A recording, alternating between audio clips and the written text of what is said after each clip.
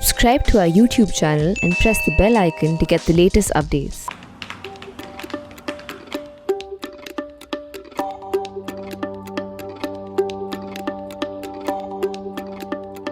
The question we are raising and debating in today's national interest is India becoming a national suspicion state? Now, what is a national suspicion state? If you Google it, chances are you will not find an answer. At least I didn't find any. Unlike, say, something like national security state, which is a well-established concept. That's a state where the military controls not just the territorial boundaries of the state, but also protects the ideological frontiers of the state, or the party does it. The examples are Pakistan and China, both next door to India. But what is a national suspicion state? So, my readers would know that for many years now, I've been writing a series called Writings on the Wall. What that involves is I travel to a state or a region, usually during the election time, and try and read what's written on the walls, literally, in terms of what is the message, what are people buying, what are they selling, what is the politics. Somehow gives you an idea of where a place is headed. So, early 2015, I made one similar travel to Pakistan. I do this in neighboring countries also. I did one similar travel in Pakistan, again planning writings on the wall. And the fact that I don't know Urdu was not an advantage, it was a big disadvantage, because everything was written in Urdu, very little in English. But I was getting the sense, the story that I had after was that Pakistan as a national security state. But I still wanted that evidence, a smoking gun of a writing on the wall. And I got it when I was leaving Pakistan. When I was leaving Pakistan at Wagah, when I put my passport down to be stamped by the immigration officer, I looked up and found a board on top of the immigration officer. It's on top of his window. It said, "We respect all, we suspect all." So I asked him, "Why have you written this? Isn't it aapki hifazat ke liye bhi hai? This is for your security, for our security, everybody must be suspected, etc."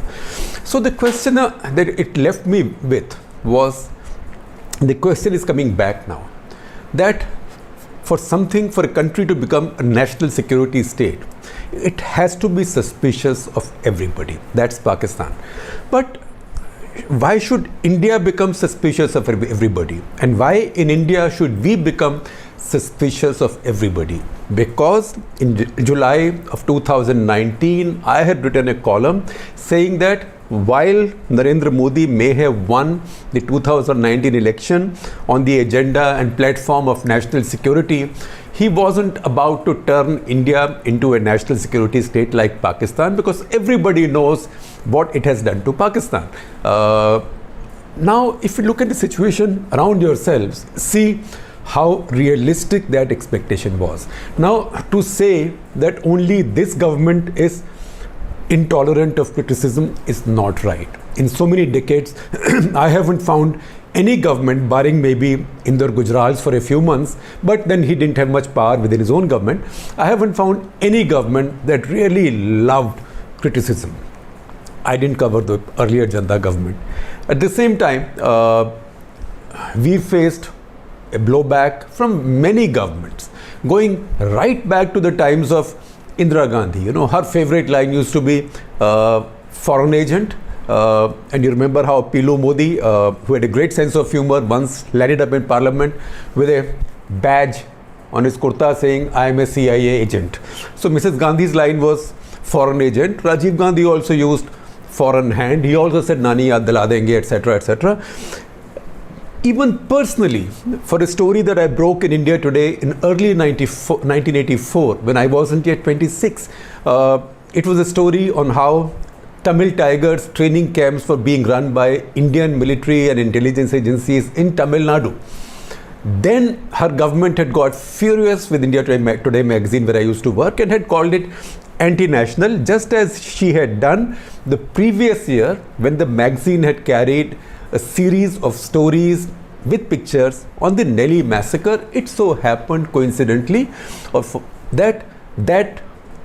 that was exactly when the non-aligned movement summit was on in Delhi, and Mrs. Gandhi was enjoying her moment of glory, and she thought this coverage ruined it. So no government is fully tolerant. Then at the same time, what do the governments do when they get angry with you? They go sullen, people call and complain.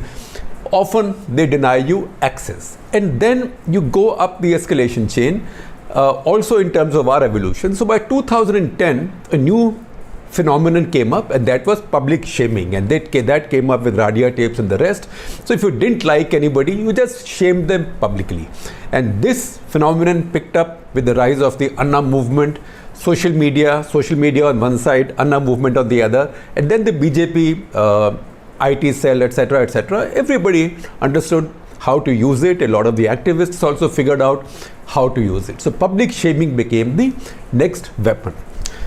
Again, to say that suddenly, Modi government is misusing NSA, UAPA. It is using a lot of NSA, UAPA, but the fact is these laws were not made by it. These laws were made by previous Congress government, and they also used this. In fact, some of these were strengthened after 2611, and Congress government also used UAPA quite freely against Naxals or Naxal sympathizers, or those it saw as Naxal sympathizers, and that's what led to a lot of tension between the Congress government and the activists who used to work with Sonia Gandhi at that point. Congress used the sedition law as well.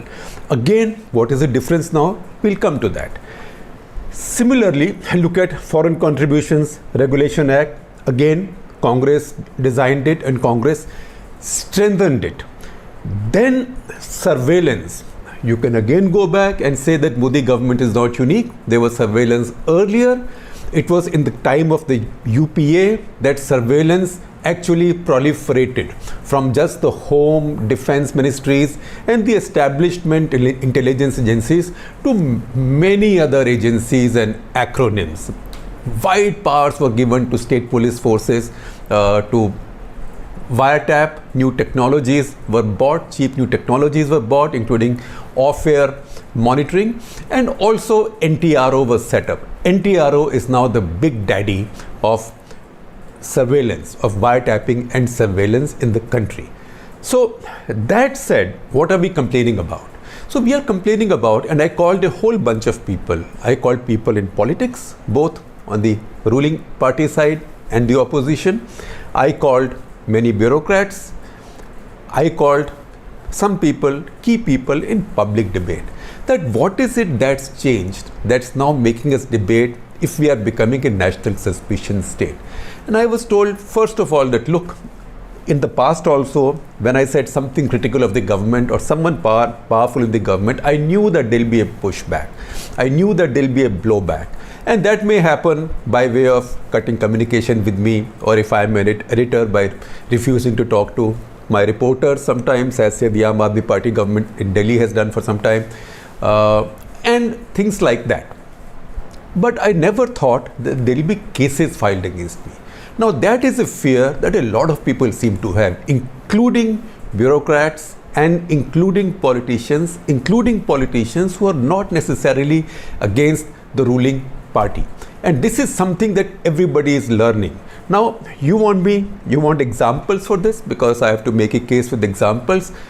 Talk to a man called Sanjay Singh. Sanjay Singh is a member of Rajya Sabha from Aam Aadmi Party. He said something critical of Uttar Pradesh government, Yogi government of Uttar Pradesh. What has the Yogi government done?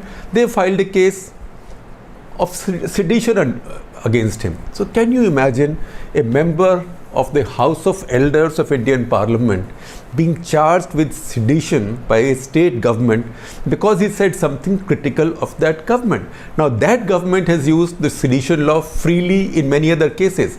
Once they do it, and once the ruling party in Delhi sanctions it and also uses it and encourages it, then this contagion grows.